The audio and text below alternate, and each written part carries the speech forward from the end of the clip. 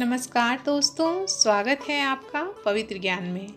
अक्सर देखने को मिलता है कि पूजा पाठ करने वाला व्यक्ति, पुण्य आत्मा, अच्छे लोग अक्सर दुखी होते हैं। उसका क्या कारण है? वहीं पूजा पाठ ना करने वाला व्यक्ति अक्सर सुखी होता है। यही प्रश्न स्वामी विवेकानंद जी ने अपने गुरु रामकृष्ण परमहंस जी से किया था कि वो अक्सर अधिक पूजा पाठ करने वाला व्यक्ति दुखी होता है। समझ में नहीं आता कि ऐसा क्यों होता है। क्या ईश्वर की नज़रों में पूजा पाठ करने वाला व्यक्ति गलत है? आइए जानते हैं। दोस्तों, आपने YouTube पर बहुत सारे वीडियो देखे होंगे इस विषय पर।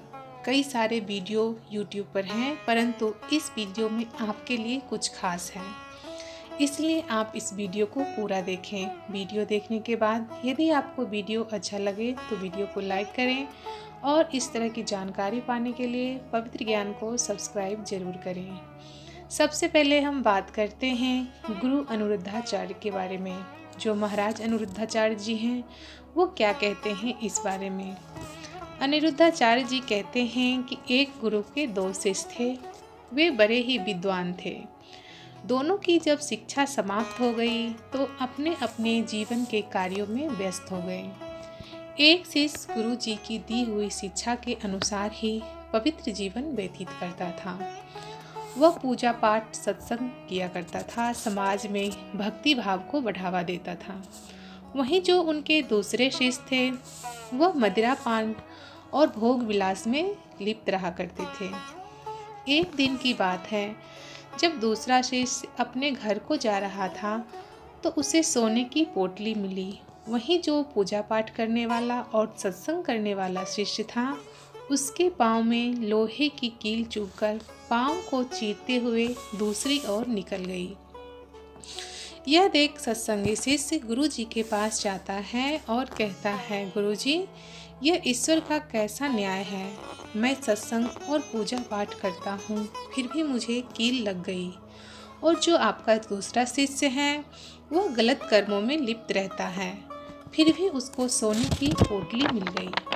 गुरुजी कहते हैं कि हम सिर्फ वर्तमान देखते हैं, हमें पता नहीं कि कल क्या होने वाला है, परंतु उस ईश्वर को पता है कि कल क्या होने वाला है। साथ ही हम सिर्फ वर्तमान को देखते हैं, जबकि ईश्वर भूत और भविष्य के साथ साथ वर्तमान भी देखता है।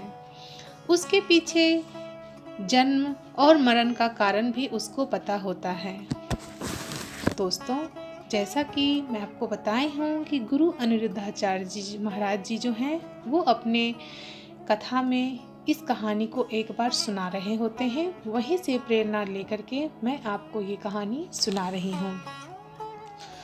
गुरु अनिरुद्धाचार्य जी आगे कहते हैं कि जो पापी व्यक्ति था, यानी जो पापी मनुष्य था, उसको आज के दिन सिंहासन पर बैठना था, लेकिन पाप कर्मों में लिप्त होने के कारण थोड़े से सोना में उसे संतोष करना पड़ा। परंतु तुम्हें आज के दिन मौत आने वाली थी।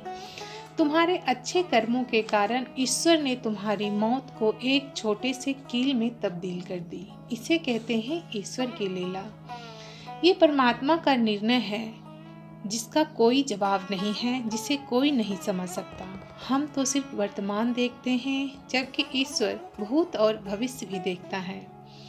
आपके जीवन में जब भी दुख आए, संकट आए, यदि आप भगवान से जुड़े हैं, उनकी भक्ति में हैं, तो आप समझ लीजिए कि बड़े से बड़े संकट को ईश्वर ने एक छोटी सी संकट बनाकर टाल दिया।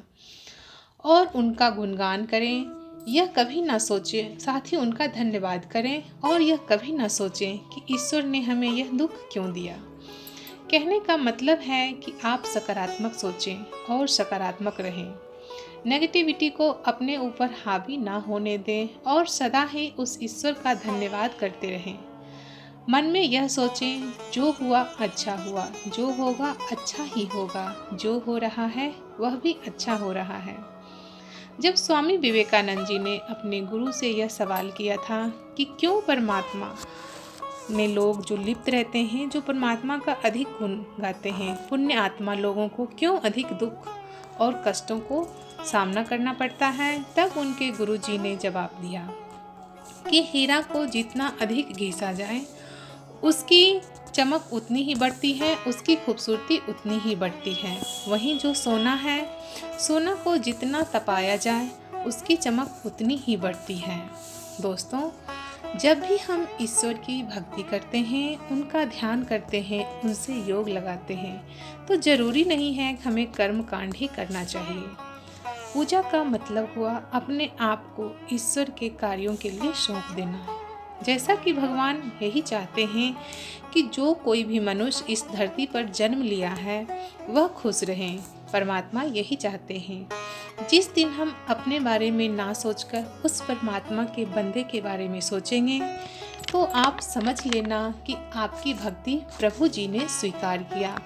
और जब जब आप अपने बारे में ना सोचकर औरों के बारे में सोचेंगे, औरों की खुशियों के बारे में सोचेंगे, तो उस दिन से ईश्वर आपके बारे में सोचना शुरू कर देते हैं। और जब ईश्वर आपके बारे में सोचने लग जाते हैं तो समझ लेना आपके जीवन की नैया डगमगाने वाली नहीं है, क्योंकि इस संसार में जो व्यक्ति जैसा कर्म करता है उसी के अनुसार ही उसको वैसा फल मिलता है। गीता में भी कहा गया है कि कर्मों प्रधान है, यानी जैसा हम कर्म करते हैं वैसा ही हम फल भी भोगते हैं। आपने आसपास आपने बहुत सी ऐसी घटनाएं देखी होगी कि जिससे हमें यह ज्ञान हो जाता है कि जो आदमी जैसा कर्म करता है उसी के अनुसार ही उसको वैसा फल मिलता है। फॉर एग्जाम्पल ले लीजिए कि जो आदमी जितना मेहनत करता है, पढ़ाई में ही जितना मेहनत करता है उसको उतने अच्छे मार्क्स आते हैं, वहीं जो पढ़ाई नहीं करता है उसके अच्छे मार्क्स नहीं आते हैं। तो आप इस बात का ध्यान जरूर रखें कि सदा मनुष्य को अपने कर्म पे ध्यान रखना चाहिए और अपने कर्म को करते हुए ईश्वर का धन्यवाद और गुणगान करते रहना चाहिए। जय श्री कृष्णा। राधे राधे दोस्तों।